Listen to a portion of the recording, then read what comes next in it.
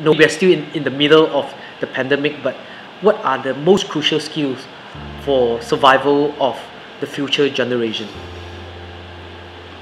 I think the obvious one is resilience. Having, being able to muster on and go through the crisis.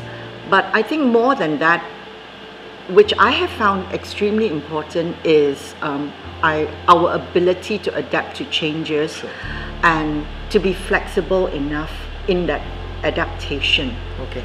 A lot of people still want to cling on to the old ways, Yep. and that's why we keep talking about the new normal or the new reality, because that is the reality. That's right. We are never going to go back to where we are or where we were, and that was only a few months ago. That's right.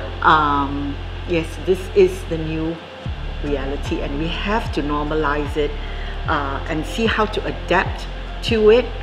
Change ourselves. I think there are all kinds of words that are being used. Yep. How we pivot our business, for example, and our own thinking. How do we train that? Well, I think the pandemic itself and the MCO is great training. Yeah. It's really throwing us into the deep end, isn't it? Yeah. I know that I had an institution of academic colleagues who were quite unsure about going online. Yep. With the online teaching, and whether it was the way to go, and whether we should be dedicating so much resources into that environment.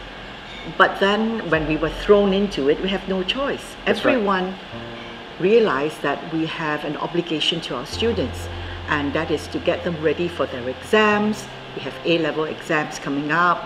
We've got undergraduate degrees and that needed to be completed, and so everyone realized that the students' learning cannot be compromised and cannot be stopped. Yeah. And the only way to do that was to go online and to help them virtually. And so it's wonderful to see how everyone just dived into it. My academic colleagues that I have the utmost respect for, even though we weren't ready, but we had to change. Yep. We had to change our mindsets, we have to adapt, we had to be flexible.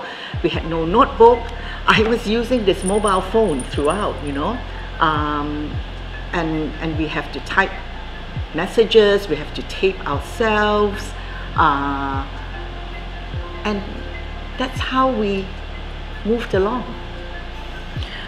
I think something that you said really struck a chord about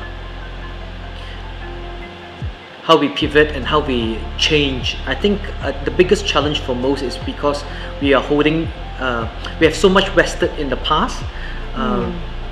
Our culture, our upbringing, our education, we have invested so much, but we cannot move forward. We cannot move forward without letting go of the past. I mean, the point in case is like we are recording this with a digital camera. Do you know who actually invented the digital camera? The Kodak company.